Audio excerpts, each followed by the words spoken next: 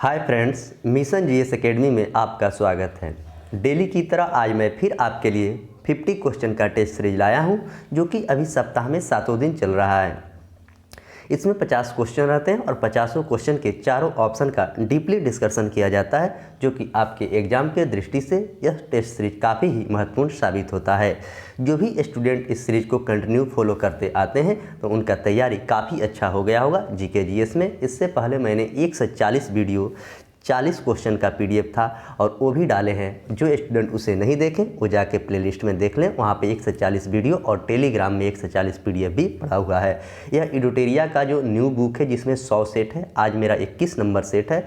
अभी तक इसका भी 20 सेट आपको अपलोड कर दिया गया है। जो स्टूडेंट 20 सेट नहीं देखें वो जाकर प्लेलिस्ट से सारे वीडियो को देख सकते हैं। और बिहार एसएससी का भी आपको 55 सेट का डिस्कशन उपलब्ध है और उसका पीडीएफ भी आपको टेलीग्राम में है। तो ये सारे चीज़ अगर आप देखना चाहते हैं तो प्लेलिस्ट में जाएं और सारे वीडियो को देख लें। नए लोग जो भी हैं चैनल पे तो चैनल को सब्सक्राइब करें, लाइक करें और अपने दोस्तों में ज़्यादा से ज़्यादा शेयर करें कि और भी स्टूडेंट को इससे फ़ायदा मिले। इस सीरीज को कंटिन्यू इसलिए किया गया है कि किसी भी चीज़ को अगर सेट मारते हैं आप तो उसका डिस्कशन करना अति उत्तम ज़रूरी है। डिस्कशन करने से होता क्या है कि आपका कन्फ्यूजन दूर होगा और एग्ज़ाम में आप जाएंगे तो क्वेश्चन गलत नहीं होगा। और आगामी जो भी आपका एग्ज़ाम होने वाला है 68वीं बीपीएससी, बिहार दरोगा, Bihar SSC, Bihar police, UP police, UP लेखापाल, वनडे का जो भी एग्ज़ाम होगा इस सीरीज से आपको काफ़ी ज़्यादा लाभ मिलेगा जीके और जीएस में। और जितना जीके जीएस पर मेहनत करना है उतना ही आपको मैथ रीजनिंग पर भी मेहनत करना है। जब तक आप ऐसा नहीं करेंगे तो आपकी तैयारी का अंदाज़ा नहीं लगेगा। और जिस बात को आप नहीं जानते हैं इसमें, उस बात को अपने नोटबुक में ज़रूर नोट करें और उसके बाद उसका रिवीजन करें। रिवीजन करने से होता क्या है कि आपको काफ़ी दिनों तक याद रहेगा। भूलना सबकी आदत है, इसीलिए किसी भी चीज़ को पढ़ें तो 2-3 बार रिवीजन ज़रूर करें और एग्ज़ाम में जाए तो आप सटीक आंसर उसका देकर आए और अपना रिजल्ट सुनिश्चित करें। तो चलिए आज के सेशन का शुरुआत करते हैं। आज का पहला क्वेश्चन क्या है देखते हैं।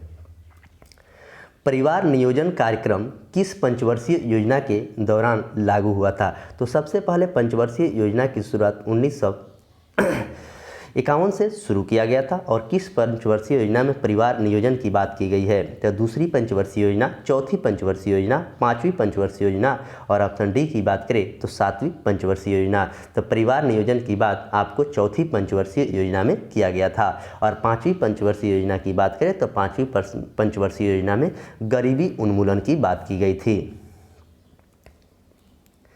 क्वेश्चन नंबर 2, सर्वप्रथम खद्दानों पर न्यूनतम समर्थन मूल्य किस वर्ष शुरू किया गया था? यानी खद्दान पर न्यूनतम समर्थन मूल्य 1954 में, 1960 में, 1964 में और 1968 में। तो इसका आंसर हो जाएगा आपको ऑप्शन सी, यानी कि 1964 में सबसे पहले शुरू किया गया था। 1954 की बात करें तो 1954 में भारत रत्न देने की शुरुआत की गई थी और सबसे पहले भारत रत्न सर्वपल्ली राधाकृष्णन को दिया गया है। और उन्हीं के जन्मदिवस पर शिक्षक दिवस भी 5 सितंबर को मनाया जाता है। 1960 की बात करें तो 1960 को महाराष्ट्र और गुजरात राज्य का गठन हुआ था और 1968 में लोकविल पारित हुआ था सबसे पहले। क्वेश्चन नंबर 3, सुंदरी वृक्ष निम्नलिखित में से किसकी एक विशेष प्रकार की वनस्पति है? सुंदरी वृक्ष कंटक वन, पर्वतीय वनस्पति, टैगा वनस्पति और ज्वारीय वन। तो इसका आंसर हो जाएगा आपको ऑप्शन डी, यानी कि ज्वारीय वन। सुंदरी वृक्ष निम्नलिखित में से ज्वारीय वन से संबंधित है। क्वेश्चन नंबर 4, कौन सा पर्वत हिमालय श्रृंखला का भाग है? कौन सा जो पर्वत है हिमालय श्रृंखला का भाग है? हिंदकुश पर्वत, काराकोरम, कुन-बुन और ऑप्शन डी की बात करें तो सभी। तो इसका आंसर हो जाएगा आपको ऑप्शन डी, यानी कि सभी है। हिंदकुश है, काराकोरम है और कुन-बुन है हिमालय पर्वत के श्रृंखला का भाग। क्वेश्चन नंबर 5, क्षारीय मृदा को भारत में अन्य किस नाम से जाना जाता है? क्षारीय मृदा को बांगर, खादर, कलर और ऑप्शन डी की बात करें तो इनमें से कोई नहीं। तो इसका आंसर हो जाएगा आपको कलर। नवीन मिट्टी को कहते हैं खादर और पुरानी मिट्टी को कहते हैं बांगर। ये भी क्वेश्चन आपके एग्जाम में पूछा जाता है। क्वेश्चन नंबर 6, निम्नलिखित में से कौन एशिया का और यूरोप के मध्य सीमा नहीं बनाता है? एशिया और यूरोप के मध्य सीमा को नहीं बनाता है। यूराल पर्वत, कैस्पियन सागर, काकेशस पर्वत, और ऑप्शन डी की बात करें तो स्वेज नहर। तो इसका आंसर हो जाएगा स्वेज नहर। स्वेज नहर लाल सागर और भूमध्य सागर को अलग करता है, न कि यूरोप के मध्य के सीमा बनाता है। यही क्वेश्चन यहाँ पूछा गया था कि कौन सा नहीं बनाता है, तो इसका आंसर आपको ऑप्शन डी सही है।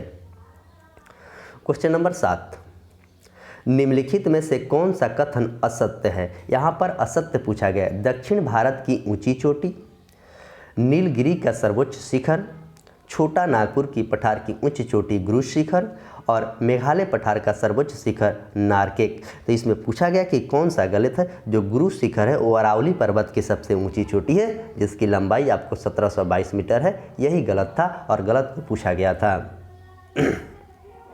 क्वेश्चन नंबर 8, निम्नलिखित में से कौन सा नगर भूमध्य रेखा के सबसे निकट है। भूमध्य रेखा के सबसे निकट है मोगादिशु, सिंगापुर, कोलंबो और मनीला। तो कौन सा है, तो इसका आंसर हो जाएगा आपको ऑप्शन डी यानी कि सिंगापुर। एडीबी का मुख्यालय आपको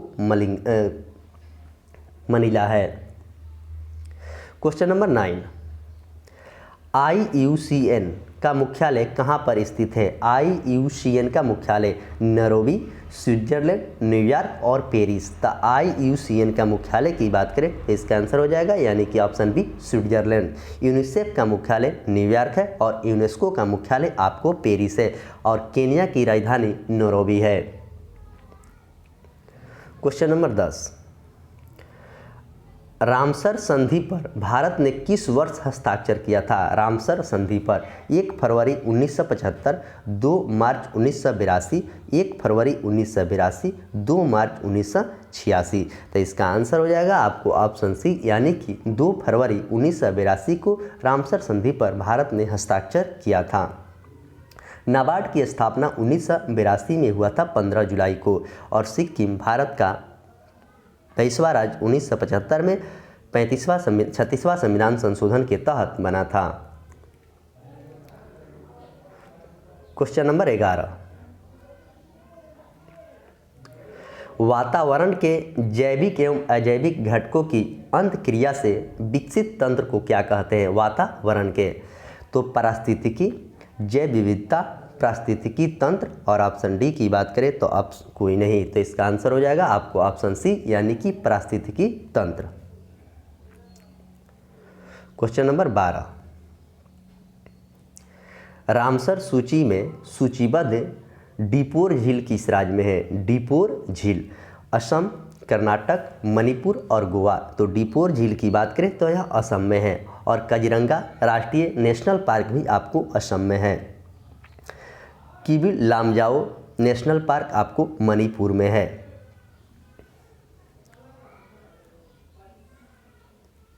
क्वेश्चन नंबर 13, अनुसूचित क्षेत्रों तथा अनुसूचित जनजाति के प्रशासन के नियंत्रण के बारे में उपबंध संविधान के किस अनुसूची में है।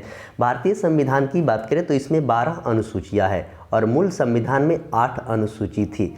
तब पूछा गया कि किस अनुसूची में इस बात को कहा गया है। तो इसका आंसर हो जाएगा आपको ऑप्शन सी, यह 5वीं अनुसूची में यह बात कहा गया है।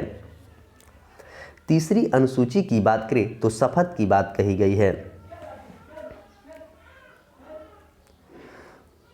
क्वेश्चन नंबर 14 नंबर क्वेश्चन मिलान करना है। मौलिक अधिकार किस भाग में है, मौलिक कर्तव्य किस भाग में, निर्वाचन किस भाग में, और आपात उपबंध किस भाग में है। तो आइए मिलाते हैं। तो मौलिक अधिकार की बात करें तो यह भाग 3 में है, यानी कि ए का 3। मौलिक कर्तव्य की बात करें तो यह भाग 4 के क में है। निर्वाचन की बात करें तो यह भाग 15 में है, और आपात उपबंध की बात करें तो भाग 18 में है। तो इस तरह इसका आंसर हो जाएगा 3, 4, 2 और 1। आइए ऑप्शन देखते हैं। 3, 4, 2, 1 यानी कि ऑप्शन डी इसका करेक्ट आंसर है। क्वेश्चन नंबर 15, भारत के संसदीय शासन प्रणाली एवं ब्रिटेन की संसदीय शासन प्रणाली का मुख्य अंतर क्या है। भारत के और ब्रिटेन के न्यायिक समीक्षा, सामूहिक उत्तरदायित्व, द्विसदात्मक व्यवस्थापिका और वनस्पति एवं नाममात्र की कार्यपालिका। यह क्वेश्चन काफ़ी अच्छा क्वेश्चन है। यहाँ से क्वेश्चन पूछा जाता है ऐसा क्वेश्चन, और इसमें काफ़ी स्टूडेंट गलत क्वेश्चन करते हैं। तो इसका आंसर हो जाएगा न्यायिक समीक्षा। क्वेश्चन नंबर 16, भारतीय संविधान के निम्नलिखित में से कौन विधायी सत्ता को पूर्ण नियंत्रण करता है कौन सा अनुच्छेद? तो अनुच्छेद 11, अनुच्छेद 13, अनुच्छेद 14 और अनुच्छेद 21। तो इसका आंसर हो जाएगा आपको ऑप्शन सी यानी कि अनुच्छेद 14। और अनुच्छेद 21 की बात करें तो एवं प्राण एवं दैविक स्वतंत्रता की बात कही गई है। क्वेश्चन नंबर 17, राज्य मंत्री परिषद निम्नलिखित में से किसके प्रति उत्तरदायी होते हैं? राज्य के मंत्री परिषद विधानसभा के, राज्यपाल के, मुख्यमंत्री के और राष्ट्रपति के। तो इसका आंसर हो जाएगा विधानसभा के प्रति उत्तरदायी होते हैं और विधानसभा की बात अनुच्छेद 170 में कहा गया है। और राज्यपाल की बात करें तो अनुच्छेद 153 में राज्यपाल की बात कहा गया और मुख्यमंत्री की बात अनुच्छेद 164 में और राष्ट्रपति की बात अनुच्छेद 52 में कहा गया है। क्वेश्चन नंबर 18, एक व्यक्ति ग्राम पंचायत चुनाव लड़ना चाहता है, उसकी उम्र कितनी होनी चाहिए? सबसे पहले ग्राम पंचायत की बात अनुच्छेद 40 में है और भाग 4 में कहा गया है 18 वर्ष से ऊपर, 19 वर्ष से ऊपर, 21 वर्ष से ऊपर और 25 वर्ष से ऊपर। तो इसका आंसर हो जाएगा 21 वर्ष से ऊपर होना चाहिए। और 18 वर्ष से ऊपर आपको मत देने की आयु होना चाहिए और 25 वर्ष से ऊपर की बात करें तो लोकसभा के सदस्य होने यानी लोकसभा का चुनाव लड़ने की उम्र होनी चाहिए। क्वेश्चन नंबर 19,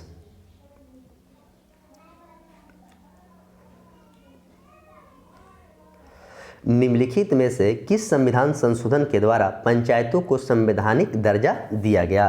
73वां संविधान संशोधन, 74वां संशोधन, 42वां संशोधन और 49वां संविधान संशोधन। तो इसका आंसर हो जाएगा आपको 73वां संविधान संशोधन 1993 में हुआ था। उसी समय पंचायती राज को दर्जा दिया गया था और पंचायती दिवस आपको 24 अप्रैल को मनाया जाता है और उसमें 29 विषय की बात की चर्चा की गई है। और 74वां संविधान संशोधन भी आपको 1993 में हुआ था जिसमें नगरपालिका की बात कही गई थी और इसमें विषयों की बात करें तो 18 विषय है। 42वां संविधान संशोधन 1976 में हुआ था। क्वेश्चन नंबर 20,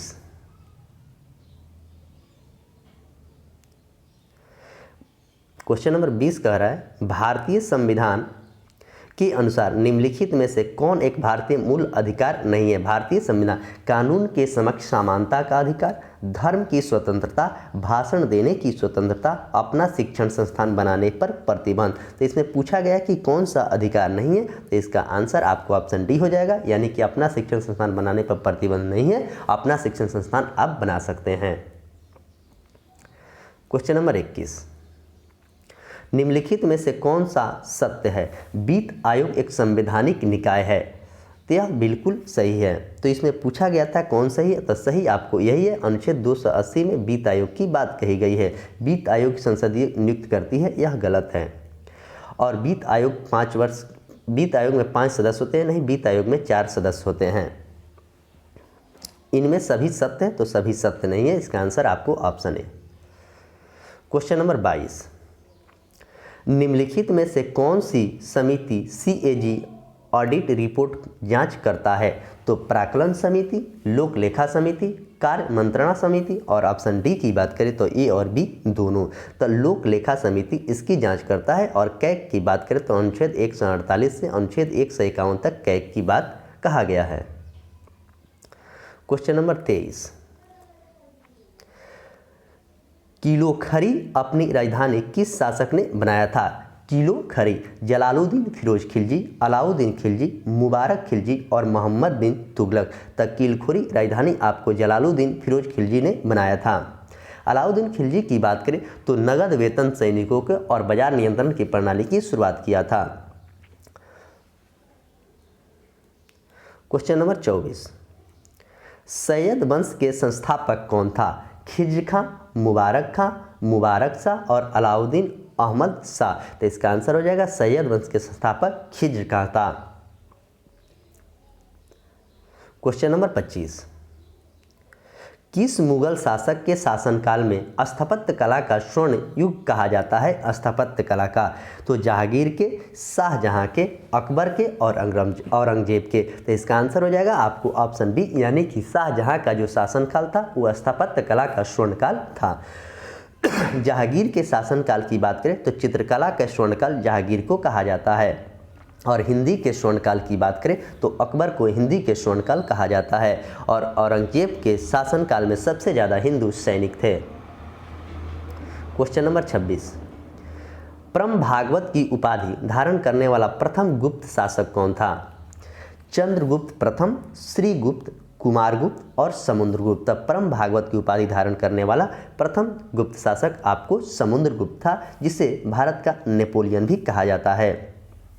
कुमारगुप्त के द्वारा नालंदा विश्वविद्यालय की स्थापना की गई थी। गुप्त वंश के संस्थापक श्री गुप्त थे। क्वेश्चन नंबर 27, शतपथ ग्रंथ किस वेद का ब्राह्मण ग्रंथ है? ऋग्वेद का, यजुर्वेद का, सामवेद का और अथर्ववेद का। तो शतपथ की बात का है तो इसका आंसर हो जाएगा यजुर्वेद। ऋग्वेद के पढ़ने वाले को होत्री कहते हैं, यजुर्वेद के पढ़ने वाले को अद्र्यायु कहते हैं और सामवेद के पढ़ने वाले के अद्रातु कहते हैं। और सबसे बाद का वेद जो होता है आपको अथर्ववेद होता है। क्वेश्चन नंबर 28, विष्णु पुराण किस वंश से संबंधित है? मौर्य वंश से, गुप्त वंश से, आंध्र सतवाहन वंश से और शुंग वंश से। तो विष्णु पुराण की बात करें तो यह मौर्य वंश से संबंधित है। आंध्र सतवाहन वंश की बात करें, पुष्यमित्र शुंग वंश की स्थापना पुष्यमित्र शुंग ने किया था।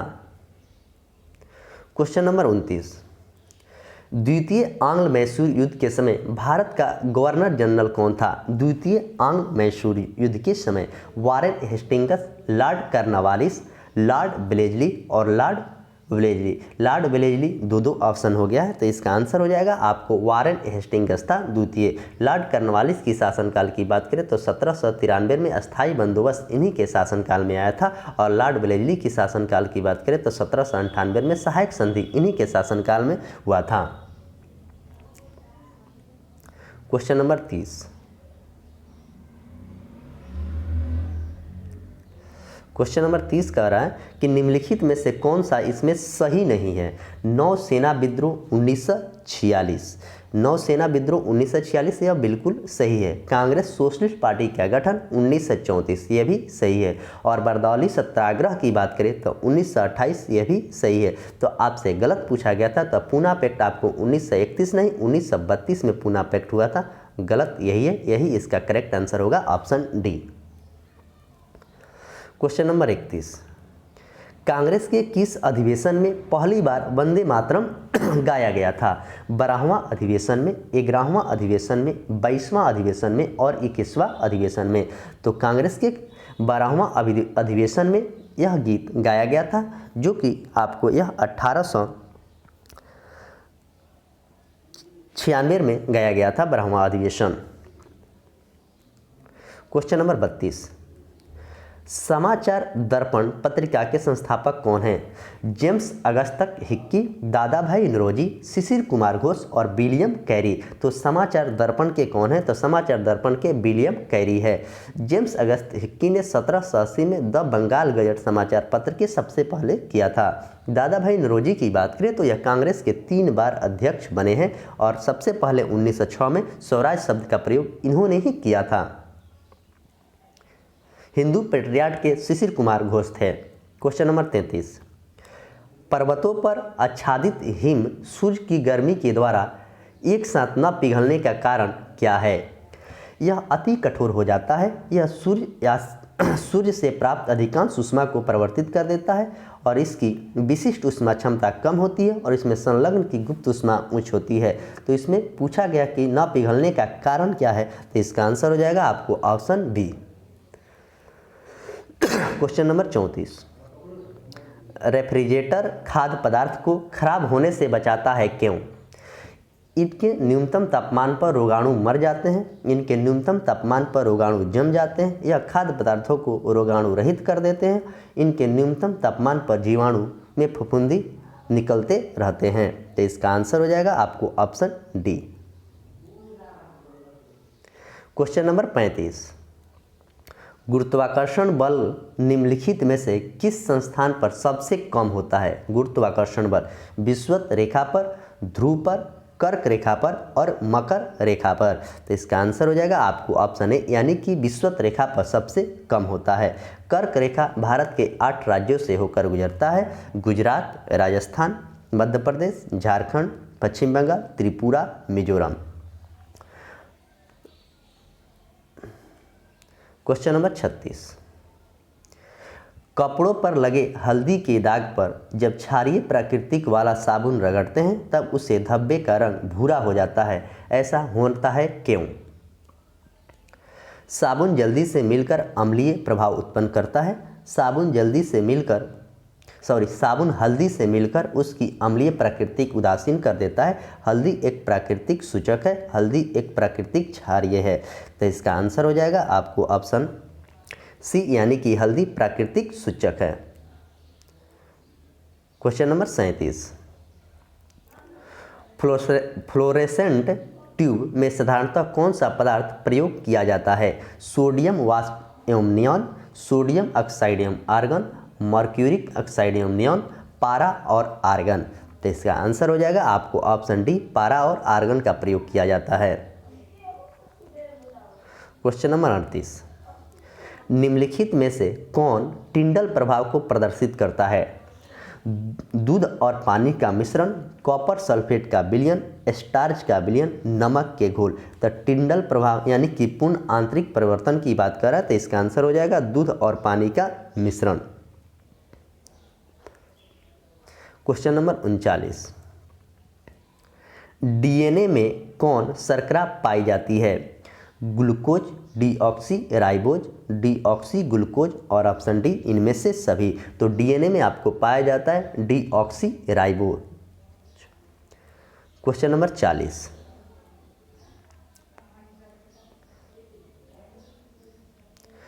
केवल पादप कोशिका में पाए जाने वाला कोशिकांग निम्न में से कौन है? केवल पादप कोशिका में प्लेसिड, तारक केंद्र, लाइसोसोम और रसधानियाँ।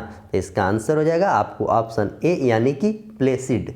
लाइसोसोम की बात करें तो आत्महत्या की थैली लाइसोसोम को कहा जाता है। क्वेश्चन नंबर 41, जीवाणुओं की कोशिका भित्ति निम्नलिखित में से किसकी बनी होती है? यह भी क्वेश्चन आपके एग्जाम में बहुत बार पूछा गया है। जीवाणुओं की कोशिका भित्ति तो लिपिड के, सेलुलोज के, काइटिन के और पेप्टिग्लाइन के। तो इसका आंसर हो जाएगा आपको ऑप्शन डी यानी कि पेप्टिग्लाइकोन के बना होता है। क्वेश्चन नंबर 42, कार्बोहाइड्रेट उपचाय को निम्नलिखित में से किसके द्वारा नियंत्रित किया जाता है? इंसुलिन, थायरोक्सिन, एड्रेनालिन और कैल्सिटोनिन। तो किससे नियंत्रण किया जाता है? तो इसका आंसर हो जाएगा आपको ऑप्शन ए यानी कि इंसुलिन से नियंत्रण किया जाता है। क्वेश्चन नंबर 43, निम्नलिखित में से सबसे अधिक तंतु किस संघ में पाया जाता है? सबसे अधिक तंतु आर्थ्रोपोडा में, मोलास्का में, इकाइनोडर्मेटा में, सिलेंट्रेटा में। तो किस में सबसे ज़्यादा पाया जाता है? तो इसका आंसर हो जाएगा आपको ऑप्शन ए यानी कि आर्थ्रोपोडा में सबसे ज़्यादा पाया जाता है। क्वेश्चन नंबर 44, मानव की शरीर की सबसे बड़ी मिश्रित ग्रंथि कौन सा है? यकृत, थायराइड, अग्नाशय और आमाशय। तो मानव की शरीर की सबसे बड़ी मिश्रित ग्रंथि की बात करें तो अग्नाशय आपको मिश्रित ग्रंथि और अंतःस्रावी और बाह्यस्रावी दोनों ग्रंथि है। और यकृत की बात करें तो सबसे बड़ी ग्रंथि है।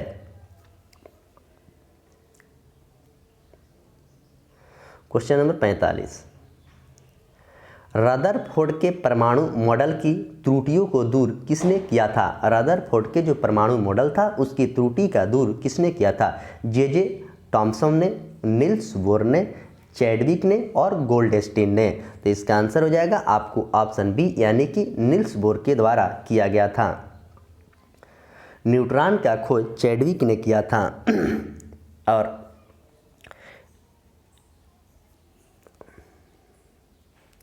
क्वेश्चन नंबर 46,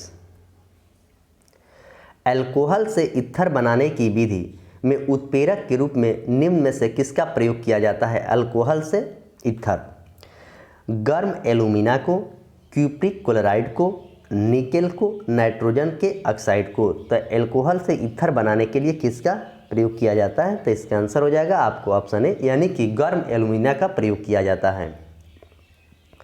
क्वेश्चन नंबर 47, साबुन ग्रीज को किस विधि के द्वारा अलग करता है या हटाता है? साबुन और ग्रीज पाइसीकरण के द्वारा, अधिशोषण के द्वारा, स्कंदन के द्वारा, और ऑप्शन डी की बात करें तो सभी के द्वारा। तो किसके द्वारा? तो यह पाइसीकरण के द्वारा किया जाता है। क्वेश्चन नंबर 48, निम्नलिखित में से कौन सुमेलित नहीं है? तो ओलविल की शाखा जो है सांस्कृतिक सभ्यता का प्रतीक है, कबूतर पक्षी जो है शांति का प्रतीक है, और झंडा का उल्टा झंडा संकट का प्रतीक है, और ऑप्शन डी की बात करें तो सभी सुमेलित है। तो इसमें पूछा गया है कि कौन सा सुमेलित नहीं है? तो आपको ऑप्शन ए नहीं सुमेलित है और बाकी सब सुमेलित है। तो इसका आंसर हो जाएगा आपको ऑप्शन ए।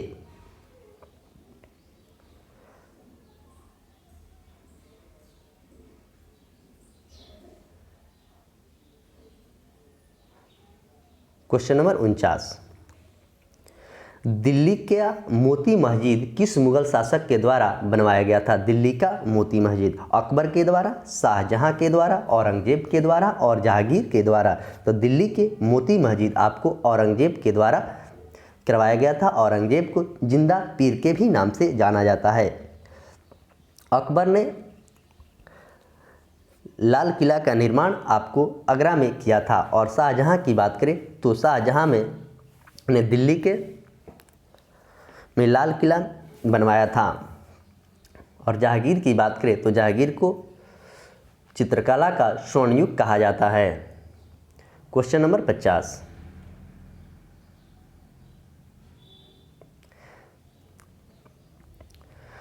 बरकरी संप्रदाय की स्थापना किसने किया था? बरकरी संप्रदाय माधव ने, तुकाराम ने, रामानुज और विष्णु स्वामी। तो बरकरी समाज की स्थापना आपको ऑप्शन बी यानी कि तुकाराम के द्वारा किया गया था। तो इस तरह इसमें 50 क्वेश्चन आते हैं और 50 क्वेश्चन के काफ़ी किफ़ायती तरीके से डिस्कशन किया जाता है, जो कि आपके एग्जाम में ये सब क्वेश्चन पूछने की काफ़ी ज़्यादा संभावना है। और इसमें जो भी क्वेश्चन दिया गया है आपको प्रीवियस क्वेश्चन ही दिया गया है, कहीं ना कहीं एग्जाम में पूछा गया है। और इसमें जो स्मरणीय तथ्य दिया गया है, आपके स्मरणीय तथ्य से काफ़ी ज़्यादा लाभ मिलेगा। टू द पॉइंट इसमें जो एग्जाम में सीधे पूछा जाता है वही बात आपको स्मरणीय तथ्य में दी गई है। तो आइए देखते हैं स्मरणीय तथ्य।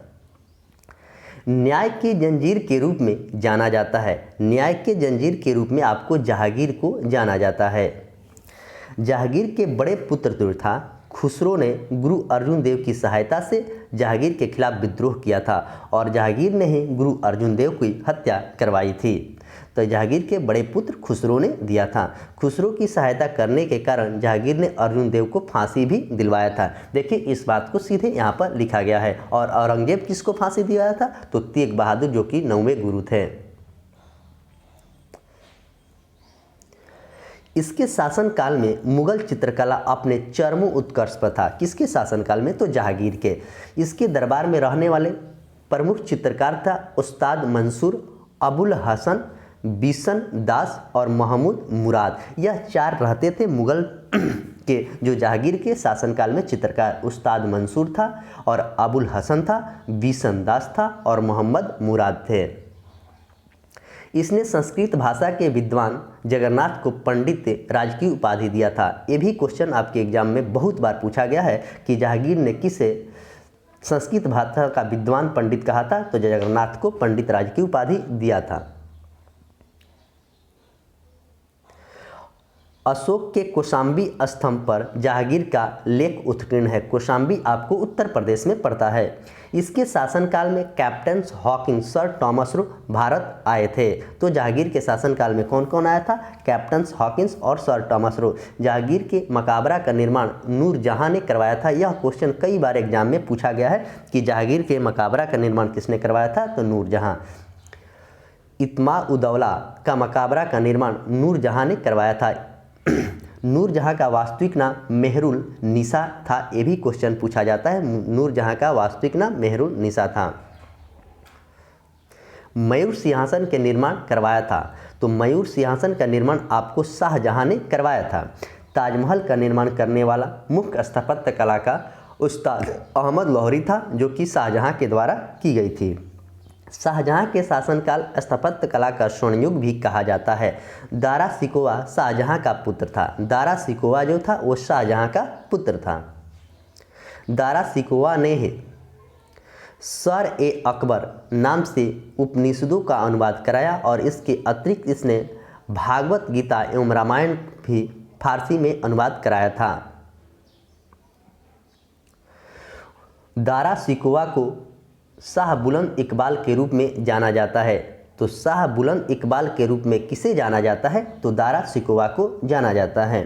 शाहजहां को औरंगजेब ने आगरा के किले में बंदी बनाकर रखा था। ये भी क्वेश्चन पूछता है कि शाहजहां को औरंगजेब ने किस किला में बंदी बनाकर रखा था? तो औरंगजेब ने आगरा के किला में बंदी बनाकर रखा था। आइए यहाँ पर कुछ युद्ध दिए हैं, उसे देखते हैं। जैसे दिया है धर्मट का युद्ध कब हुआ था? तो धर्मट का युद्ध अप्रैल 1658 में औरंगजेब जिसमें विजय हुआ था।